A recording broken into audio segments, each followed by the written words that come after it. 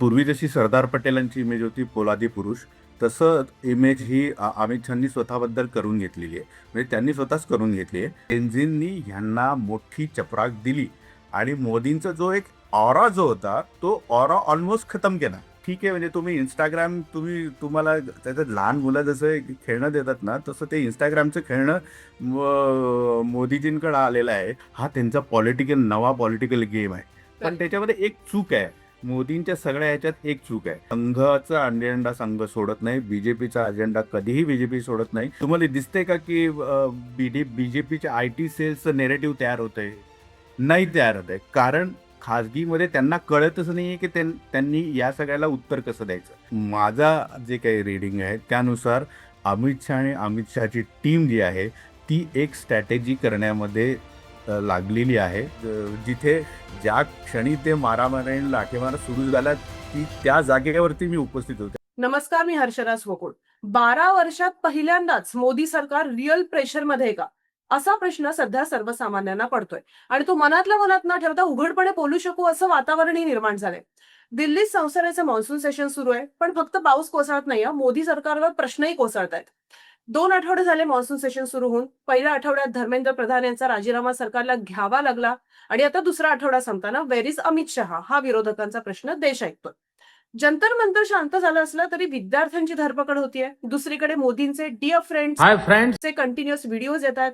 जेव्हा एकीकडे palette gun Delhi पोलिसांनी का वापरली यावरून अमित शहांना काँग्रेसनं घेतलंय, तिकडे दुसरीकडे, नीट लक्ष द्या, दुसरीकडे पीएमला वाईट भाषेत मुलं का बोलतायत हे नॅरेटिव्ह सेट होतंय. आणि काल तर स्वतः पीएम म्हणतात की मी या मुलांना माफ करू इच्छितो.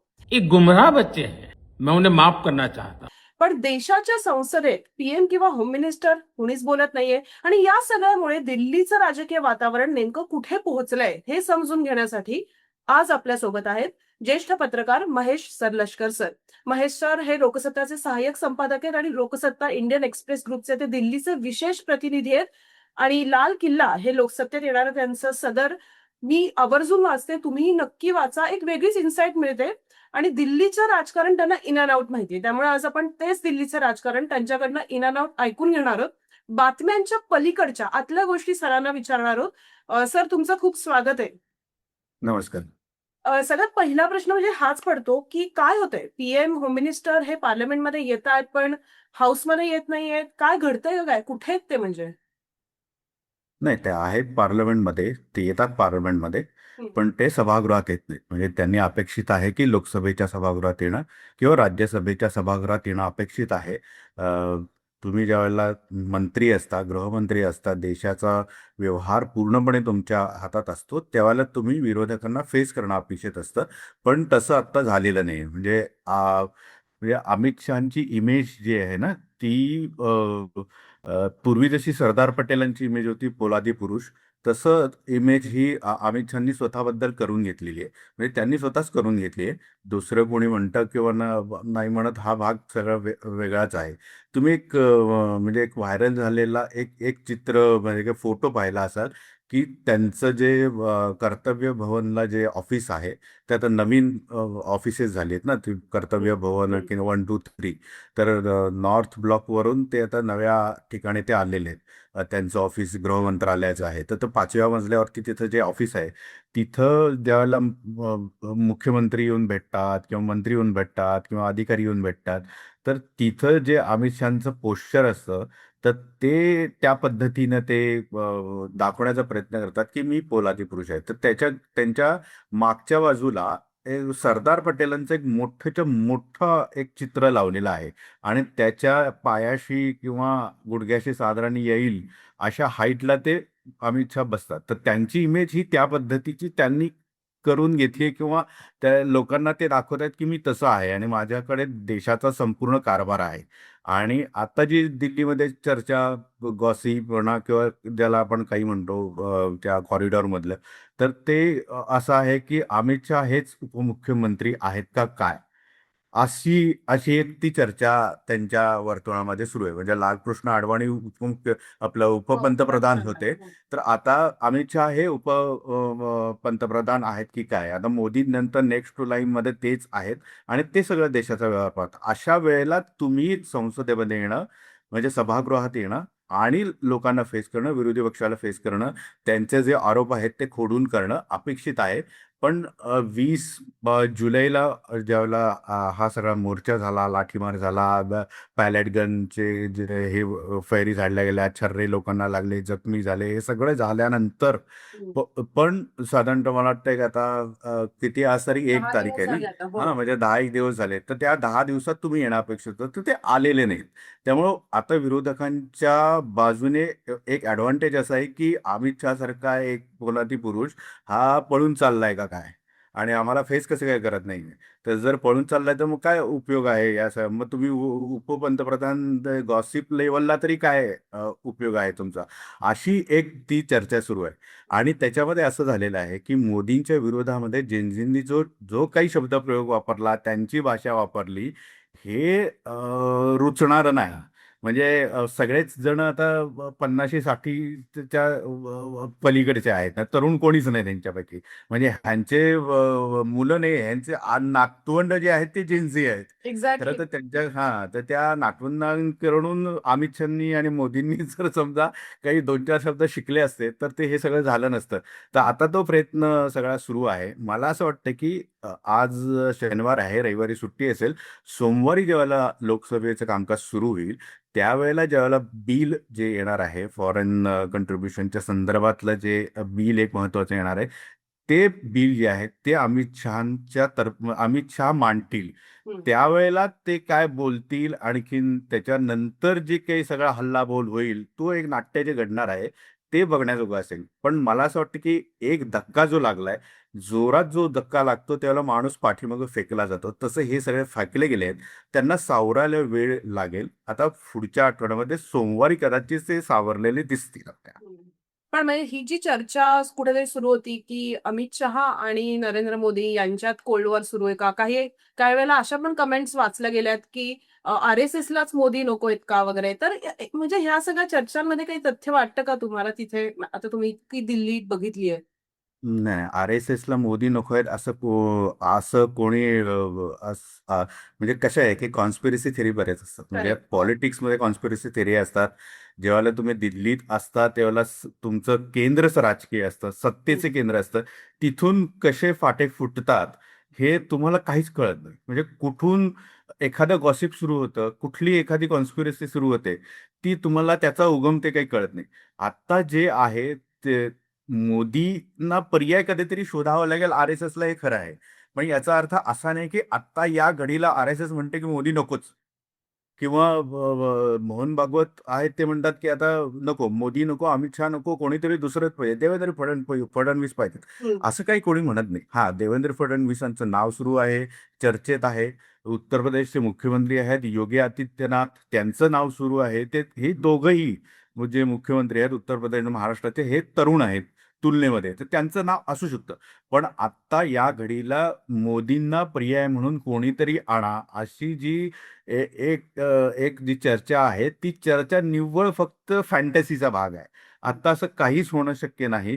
2029 पर्यंत जर हे सरकार सुरू राहिलं, जेनझींनी काही आणखीन काही केलं नाही, आणखीन प्रेशर नाही टाकलं त्यांच्या नशिबाने, मोदींच्या आणि अमित शहाच्या, तर ते 29 पर्यंत राहतील आणि 29ची निवडणूक ही मोदींच्या नेतृत्वाखाली लढवली जाईल. त्याच्यानंतर काय होईल ते आर-एस-एसला माहिती, आपण काही सांगू शकत नाही. पण आत्ताच्या घडीला एका झटक्यात, एका फटक्यात मोदी बाजूला पडतील अशी काही परिस्थिती नाहीये. पण एक खरं आहे, जेनझींनी ह्यांना मोठी चपराक दिली आणि मोदींचा जो एक ऑरा जो होता, तो ऑरा ऑलमोस्ट खतम केला. म्हणजे म्हणजे आता असं झालंय ना की मोदींना काही कळत नाही की आता या मुलांची, म्हणजे माझे तर नातवंडच म्हणायला पाहिजेत, ह्या माझ्या नातवंडांशी मी बोलू कसं, पण असा ते तो म्हणतायत एक. सर की आम्ही माफ करायला तयार आहे वगैरे असं.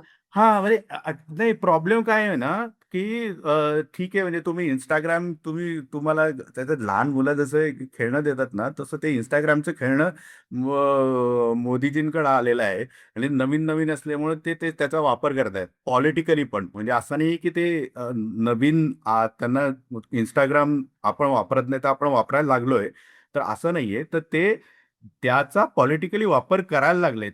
कुठली गोष्ट जी आहे ना, मोदी हे अत्यंत शूड नेता आहे. तो अत्यंत धुरंधर नेता आहे. तो तो कुठल्याही गोष्टीचा वापर हा त्याच्या पॉलिटिक्ससाठी करतो. आणि इंस्टाग्राम हे सुद्धा त्यांनी वापरलं नव्हतं. त्यांनी ट्विटर वापरलं किंवा फेसबुक वापरला असेल जास्तीत जास्त, मला माहित नाही. ट्विटर तर ते वापरतात, प्रत्येक मंत्री वापरतो. पण त्यांना लक्षात आलं की ट्विटर हे म्हाताऱ्यांचं आहे. आता त्याचा काही उपयोग नाही. म्हातारी लोक किंवा ज्यांना स्वतःला खूप मोकळा वेळ आहे, ती लोक ट्विट करतात. त्याच्या पलीकडे काय नाही. आता तुमचा नवा नवा मतदार कोण आहे? हा जेनझी आहे. आणि त्यांना जर आपण कनेक्ट करत नसू तर आपण फसू. हम्म. हे जे लक्षात आल्यानंतर मोदींनी 3-4 रात्री जे इंस्टाग्रामवरती मेसेजेस लिहिले, हा त्यांचा नवा पॉलिटिकल गेम आहे. हा नवा पॉलिटिकल गेम ते जेनझींशी खेळतायत. या 17, 18, 19, 20 वर्षाचे. 75 वर्षाचा माणूस हा 20 वर्षाच्या, 19 वर्षाच्या लोकांशी कनेक्ट पाहतो आणि नवा खेळ पॉलिटिकल हे करतोय. आणि तो म्हणतो की तुम्ही माझे मतदार आहात, मला मतदान 2029ला करणार आहात, तर मी तुम्हाला आत्ता कनेक्ट करतो. माझी भाषा तुम्हाला कळत नसेल किंवा तुमची भाषा मला कळत नसेल, पण मी प्रयत्न करतो आहे. आता हे जेनझींना किती समजतंय किंवा ते समजून पण कशा पद्धतीने रिॲक्ट होत आहेत हे अजून डेफिनेटिव्हली कळलेलं नाही. पण Correct. त्याच्यामध्ये एक चूक आहे.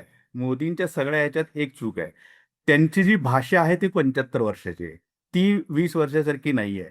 म्हणजे असं की मी तुम्हाला माफ केलं. माझ्याबद्दल तुम्ही शिव्या घातल्यात मला, पण मी तुम्हाला माफ केलं. जेनझींची ही भाषा नाही आहे. जेनझी असं बोलत नाही. तुम्ही जर त्यांना उपदेश दिले की मी तुम्हाला माफ केलं, चला ठीक आहे, काय हरकत नाही. तर ते म्हणतील की तू माफ करण्याचा संबंध येतोच कुठं? हो, एक्झॅक्ट. तुम्ही नका मला माफ करू. आम्ही काय करत आहोत ते आम्हाला माहिती आहे. तर हा जो गेम आहे ना, तो अजून मोदी खेळायला लागलेत. त्याच्यात त्यांनी एक्सपर्टाईज त्यांची म्हणजे ते एक्सपर्ट नाही झालेले. त्यामुळे येत्या काळात ते कसे जोडून घेतात या तरुण पिढीशी पाहूया. सर, आता हा नवीन खेळ खरं तर ऍक्सिडेंटल गेम झालाय सरकारसाठी. त्यांचं काय असं इंटेन्शन नव्हतं की असा खेळ खेळायला लागू शकतं. कारण त्यांचं इंटेन्शन वेगळं होतं. त्यांना डिलिमिटेशन विधेयक आणायचं होतं आणि बाकी सगळ्या गोष्टी माहितीच आहेत आपल्या प्रेक्षकांना. आता हे डिलिमिटेशन विधेयक या सगळ्या जेनझी या ह्याच्यात गुंडाळून ठेवायला लागलंय सरकारला? नाही मला असं वाटत. म्हणजे बीजेपीचा किंवा मोदी अमित शहाचा एक स्वभाव बघता आणि त्यांची पॉलिटिकल जी एक काय म्हणतो आपण त्याला, एक अजेंडा असतो. तो अजेंडा ते राबवतात कुठल्याही पद्धतीचा. आणि तिथून म्हणजे त्यांना धक्का लागलेला आहे पॉलिटिकली किंवा जेनझींनी दिलेला आहे. याचा अर्थ असा नाही की ते पूर्ण उद्ध्वस्तच झालेत आणि ते सैरभैर झालेत. एक एक एक टेम्पररी बेस काळासाठी, एक तात्पुरत्या काळासाठी एक पुश केलंय त्यांना. पण याचा अर्थ असा नाही की बीजेपीच्या अजेंडा त्यांनी राबवण्याचं सोडून सोडून दिलंय. डिलिमिटेशनचं जे विधेयक आहे त्याच्यासाठी काही गोष्टी कराव्या लागणार आहेत. तर त्यातलं जे पॉलिटिक्स आहे ते आत्ताच्या वातावरणामध्ये कदाचित पूर्ण होत नाहीये. त्याच्या ज्या अटी शर्ती ज्या आहेत, म्हणजे उदाहरणार्थ शरद पवारांचा राष्ट्रवादी काँग्रेस आहे, द्रमुक आहे. तर हे 2 विरोधी पक्षांमधले जे पक्ष आहेत त्यांची मदत खूप लागणार आहे. आणि हे आत्ताच्या गोंधळाच्या वातावरणामध्ये ते प्रायोरिटी नाहीये. तरी देखील प्रयत्न असा सुरू आहे सरकारच्या स्तरावरती, की जर समजा हे वातावरण निवळलं, जेनझी आणखीन हे सगळं निवळलं, तर शेवटच्या आठवड्यामध्ये आपल्याला हे बिल आणता येऊ शकतं का? आणि त्याच्यासाठी काही रणनीती जी आहे ती करता येऊ शकते का? लोकांशी म्हणजे विरोधी पक्षांशी डायलॉग करणे वगैरे हे होऊ शकतं का? जर नाही जमलं तर त्याच्यासाठी एक विशेष अधिवेशन बोलवलं जाईल. 3 दिवसाचं, 2 दिवसाचं, आणि मग ते प्रयत्न असा केला जाईल की ते पास केलं जाईल. अच्छा. तर त्यांचा अजेंडा त्यांनी सोडलेला नाही. संघाचा अजेंडा संघ सोडत नाही. बीजेपीचा अजेंडा कधीही बीजेपी सोडत नाही. आता तात्पुरती गोंधळाची राजकीय परिस्थिती आहे. त्याच्यातनं ते सावरण्याचा प्रयत्न करतात. अर्थातच तुमचे कॉन्टॅक्ट खूप आहेत आणि भाजपच्याही खासदारांशी तुमचं होत असतील गप्पा. तर काय म्हणजे बिहाइंड द कॅमेरा किंवा खासगीमध्ये जेव्हा कंगना बोलते, जेव्हा मोदींचे असे व्हिडिओज येतात, काय काय रिएक्शन असते सर दिल्लीत? नाही, खाजगीमध्ये त्यांना अडचण झालेली आहे, की या संदर्भात काय बोलायचं, कनेक्ट कसं करायचं. जर आपण समजा कनेक्ट करायला गेलो तर त्याचा उलटा परिणाम येतो आणि डायरेक्टली मोदींना नुकसान होतं. हे झालेलं आहे. म्हणून आता असं तुम्हाला दिसेल, की मोदी स्वतःच ते करतायत त्या सगळ्या गोष्टी. Instagramवरती जे होतंय ना, तेच मोदी स्वतः करतायत. दुसरं कोणीही करत नाही, तुम्ही पाहिलं असेल तर. अदरवाईज दुसरा नेत्यांनी किंवा दुसऱ्या मंत्र्यांनी हे सगळं माध्यमातून बोलून एक नेरेटिव्ह तयार केलं असतं. तुम्हाला दिसतंय का की बीजेपीच्या आयटी सेलचं नेरेटिव्ह तयार होतंय? नाही तयार होत आहे. कारण खाजगीमध्ये त्यांना कळतच नाहीये की त्यांनी या सगळ्याला उत्तर कसं द्यायचं. हम्म. आत्ता ते सावरलेलेच नाहीत. कदाचित ते एक काही काळ गेल्यानंतर मग त्यांची स्ट्रॅटेजी ठरेल आणि मग ते सगळ्या गोष्टी करू लागतील. पण आत्ताच्या घडीला माझा जे काही रीडिंग आहे त्यानुसार अमित शहा आणि अमित शहाची टीम जी आहे ती एक स्ट्रॅटेजी करण्यामध्ये लागलेली आहे. त्यांच्या बैठका होत आहेत, संसदेमध्ये बैठक होत आहेत, अमित शहाच्या घरी बैठका होत आहेत आणि ह्या 2 लेव्हलला ज्या सतत चाललेल्या बैठका आहेत त्याच्यातून एक स्ट्रॅटेजी तयार होतीये. ती कदाचित या आठवड्यामध्ये, येत्या आठवड्यामध्ये आपल्याला दिसायला लागेल. सर 2 प्रश्न आहेत. काँग्रेसची स्पेस कमी करायला हे आंदोलन भाजपनीच थोडीशी त्याच्यात हवा भरली असं काही जण म्हणतायत. तर त्यात तथ्य वाटतं तुम्हाला? अं, ते थोडंसं मी एक्सप्लेन करून दाखवतो. हे हे जे नेरेटिव्ह आहे ना, हो. हे बघा, जे जे आंदोलन जंतर मंतरवरती झालं ते जंतर मंतरचं आंदोलन हे बीजेपीने होऊ दिलं स्ट्रेटवे. त्याची स्क्रिप्ट त्यांनी पूर्णतः लिहिली होती का? तर नाही. त्याची स्क्रिप्ट लिहिली नव्हती. पण ज्या स्क्रिप्टनुसार ते चाललेलं होतं आंदोलन ते बीजेपीच्या फायद्याचं होतं. स्क्रिप्ट कुठं चुकली? 20 जुलैला चुकली. ज्यावेळेला मोर्चा काढला गेला आणि पोलिसांनी मारहाण केली. त्यावेळेला ती स्क्रिप्ट बीजेपीच्या हाताबाहेर गेली. आता त्याचं कारण मी तुम्हाला सांगतो. कधी-कधी काय होतं, की समांतर गोष्टी पॉलिटिक्समध्ये सुरू असतात. ज्या तुम्ही कंट्रोल करताच असं नाही. ज्या सोडून दिलेल्या असतात, की त्याचे जे धागेदोरे असतात, ते हातात घट्ट ठेवले जात नाहीत. ते सैल सोडले जातात आणि ते जे काही धागेदोरे सोडले असतात, ते ज्या सोंगट्या असतात, त्या आपल्या पद्धतीने पुढे जात राहतात. हं. जोपर्यंत आपल्या पद्धतीने त्या पुढे जाताना आणि आपल्याला नुकसान होत नाही, तोपर्यंत त्या सोंगट्याने खेळू दिलं जातं. आणि हे बरोबर बीजेपीने खेळू दिलं. त्यांना वाटत होतं, की हा काँग्रेस मोठं होण्यापेक्षा नीट आणि या सगळ्या ह्याच्यामध्ये एक असा बफर झोन तयार झाला आहे जंतर मंतरवरती, ज्याचा फायदा हा आपल्याला होईल आणखी काँग्रेसचं नुकसान होईल. आणि मग जर असं असेल तर अभिजित दिपके आले अमेरिकेहून. त्यांना परवानगी दिली जंतर मंतरवरती आणि जंतर मंतरवरती 3 ते 4 तासापेक्षा आंदोलन करायला कुणाला परवानगी नसते. पण ते तिथे जंतर मंतरवरती राहिले. महिनाभर राहिले. मग सोनम वांगचुक आले. आता सोनम वांगचुकांनी नंतर त्यांची भूमिका बदलली. लोकं आली, जेन आले. हे सगळं होत पुढं गेलं आणि असं वाटलं, की अरे हे तर बीजेपीची बी टीम म्हणून काम करतेय. तर मग काँग्रेसला तोटा होतोय. पण ही स्क्रिप्ट त्यांना आवडली बीजेपीला आणि त्यांनी त्या पद्धतीने त्या मुलांना मोकळं सोडलं. पण मुलांचा अजेंडा नव्हता, की बीजेपीचं राजकारण करणे. मुलांना काही घेणं-देणं नाहीये मोदी आणि अमित शहा आणि त्यांच्या राजकारणाशी. ते म्हणतात, की तुम्ही चूक केली, आम्ही तुमच्या विरोधात उभं राहणार. आता हे जे मुलांना कंट्रोल करणं आहे, ते मोदींना आणि शहांना जमलं नाही. आणि तुम्ही तुम्ही जंतर मंतरवरचे जे आंदोलन आहे, त्याचे जर तुम्ही जर हे पाहिले असतील, रील्स पाहिले असतील, तर त्यांची भाषा बघा, ती काय बोलतात ते पहा आणि मग लक्षात येईल, की ही स्क्रिप्ट आपल्या हाताबाहेर गेली. हे नंतर कळलं बीजेपीला. आणि मग एक नेरेटिव्ह असं 20 मार्चला जेव्हा मोर्चा झाला, त्याच्या संध्याकाळी नेरेटिव्ह सुरू झालं, की आम्हीच संसदेपर्यंत या मुलांना येऊ दिलं. पण अशी कुठलीही स्थिती नव्हती. बीजेपीने किंवा केंद्र सरकारने किंवा मोदी अमित शहाने पूर्ण मिसमॅनेज केलं ती सगळी सिच्युएशन आणि त्यांना कळलंच नाही, की हे इथपर्यंत येऊ शकते. त्यामुळे जर असं म्हणायचं झालं, की ह्या लोकांनी संसदेपर्यंत ह्या मुलांना येऊ दिलं, तर मग लाठीचार्ज कशाला केला संसद मार्गावरती? मी तिथे संसद मार्गावरती उपस्थित होतो. माझ्या चहूबाजूने पोलीस होते आणि ते त्या सगळ्या स्टुडंटला आणि त्यांना मारत होते, लाठीमार करत होते. तर हे मी माझ्या डोळ्यांनी बघितलेलं आहे. जिथे ज्या क्षणी ते मारामारी आणि लाठीमार सुरू झाला, त्या जागेवरती मी उपस्थित होतो. त्यामुळं प्रत्यक्ष मी पाहिलं, की काय झालं त्या त्या ह्याच्यामध्ये. त्यामुळे हे जे नंतरचे नेरेटिव्ह आहे ना, हे आफ्टर थॉट आहे आणि हे स्क्रिप्ट 20 तारखेनंतर पूर्णतः मोदी आणि अमित शहाच्या हातातून निघून गेलं. ते जेन-झीच्या ताब्यात आहे. पण अशी मग सगळी असं कुठेतरी आपण हे काँग्रेसची मग स्ट्रॅटेजी जी होती किंवा काँग्रेस जे करत होतं आधीपासूनच विद्यार्थ्यांसाठी, ते कुठेतरी वर्कआउट झालं, की ही जी स्पेस होती ती बरोबर काँग्रेसनी कॅप्चर केली? नाही, काँग्रेसनी त्यांचं राजकारण केलेलंच होतं. नीटचा मुद्दा जो होता तो त्यांनी घेतलेला होता. त्याला सुद्धा.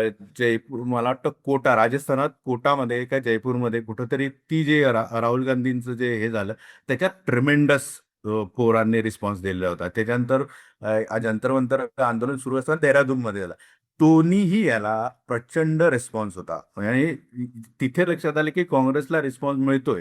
म्हणजे देहरादूनची सभा जी होती राहुल गांधींची, त्याला पॅरलल ते गायिकेची हे त्यांनी आयोजित केली की बाबा इथे तरुण मुलं येतील आणि की तो सगळा फ्लॉप शो होईल काँग्रेसचा. तर तसं झालं नाही, उलट झालं ते. त्यामुळे काँग्रेसनी स्पेस आधीपासूनच घेतलेली होती. त्याच्यामध्ये जंतर मंतर आलं, त्यावेळेला असं वाटलं की अरे हे काँग्रेसच्या ऐवजी हे जंतर मंतरचं आंदोलन मोठं होतंय आणि काँग्रेसची गरज नाही, राहुल गांधीची गरज नाही. पण कुठलंही आंदोलनाचं एक राजकीय टोक असतं.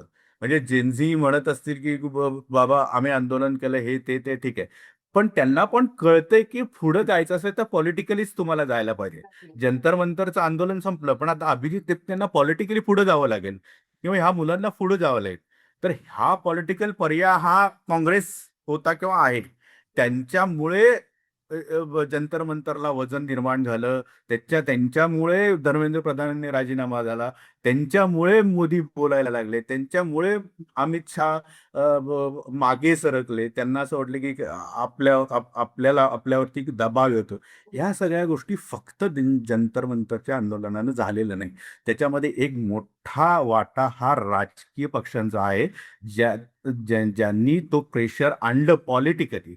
अदरवाईज मोदींसाठी आणि शहांसाठी हे अगदी सोपं स्क्रिप्ट होतं आणि ते कदाचित ह्याच्यात जिंकले असते.